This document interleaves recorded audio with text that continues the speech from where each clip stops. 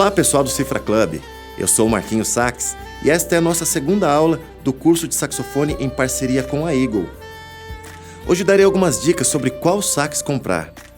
E o foco desta aula não está necessariamente ligado a qual marca comprar, mas sim qual modelo comprar.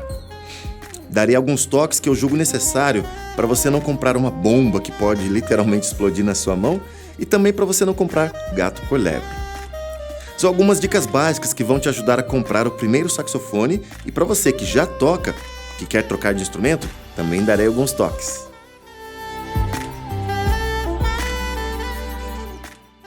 Bom, o primeiro toque que eu dou é: não acredite em tudo o que você lê e ouve na internet.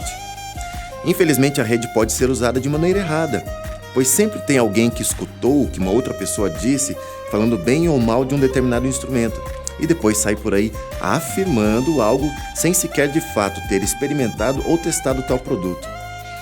Outro ponto muito importante é: não deixe ser levado apenas pela opinião do vendedor. Eles têm vivência e conhecem muitos produtos, mas nem sempre será o melhor modelo para você. Então, abre os olhos e procure a opinião de no mínimo 2 ou 3 profissionais da área e de sua confiança para tomar sua decisão. Beleza?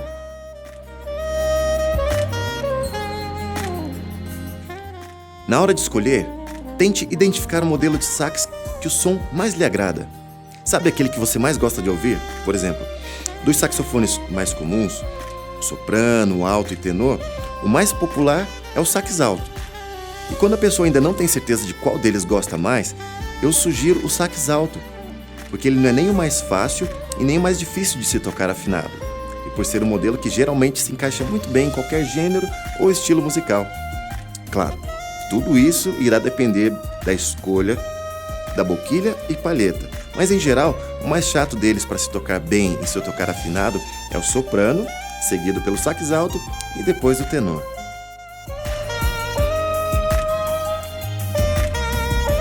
Dê preferência para comprar instrumentos novos. Por que eu estou dizendo isso? Existe, claro, muito instrumento usado e bom no mercado, mas em sua maioria, como qualquer outro tipo de produto, um carro, você compra um carro novo, ele vai ter uma depreciação natural. Os pneus podem já não estar muito bons, o motor. Mas, por exemplo, com essa analogia que eu fiz, o pneu, você olhando, você vê que ele não está bom ou que está bom. Já o motor, só quem entende, que vai escutar, vai saber se o motor está ou não bom para usar. Então o saxofone não é muito diferente. Tem coisas que aparentemente você olha e fala: não, esse instrumento tá legal, dá para tocar, não tá faltando nenhuma chave, não tem nenhum buraco aparente. Mas existem partes do mecanismo que você não vai conseguir identificar se está ou não com vazamento. Então, tome muito cuidado e dê preferência por instrumentos novos.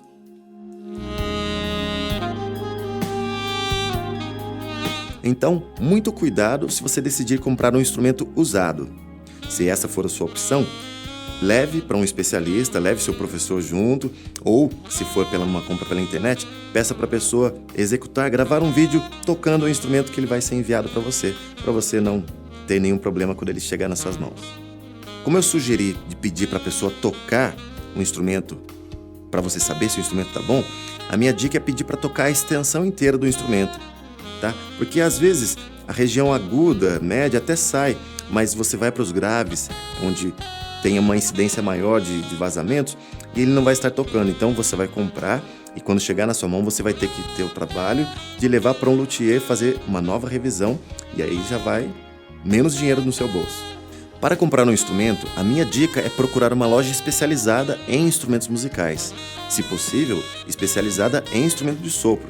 Algumas lojas até têm departamentos separados, cordas, teclas e sopro. Então, é muito interessante porque já existe alguém capacitado, alguém que já estudou a respeito e vai saber sugerir o melhor para você.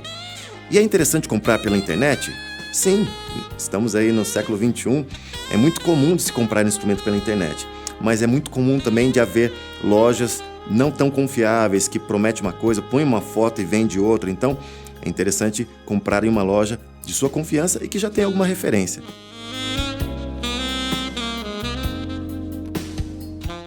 E se não for o seu primeiro sax, se você está querendo fazer um upgrade, muita atenção nessa dica.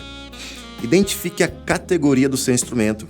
se ele é um instrumento estudante, se ele é intermediário, se ele é profissional ou se ele é de nível profissional custom. E não se prenda apenas pela grife. Afinal, a maioria das marcas oferecem instrumentos de todas as categorias.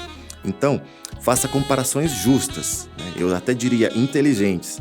Se você vai comparar um instrumento estudante, compare com de outra marca um estudante. Se vai comparar um instrumento com outro profissional, que seja profissional com profissional.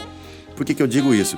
Porque não é à toa que um instrumento custa 4 mil e outro custa 40. Um custa 2 mil, outro custa 20 mil.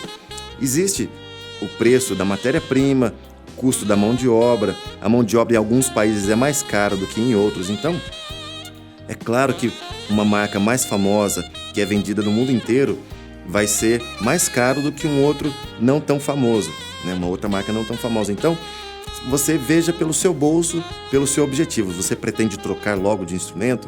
Não. Você quer um instrumento profissional de uma vez para você não ter dor de cabeça e não precisar se preocupar em trocar? Então, essas perguntas você tem que fazer para você mesmo antes de escolher o seu instrumento para fazer o upgrade. Porque eu já vi casos de pessoa ter um instrumento intermediário e querer comprar um instrumento de outra marca só porque é mais famosa e comprar um instrumento estudante. Na minha opinião, isso aí é andar para trás.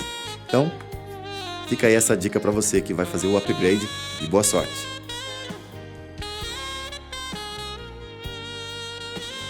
E para quem vai comprar o primeiro instrumento, depois que você decide qual modelo comprar, começa a pesquisa por marcas e preços.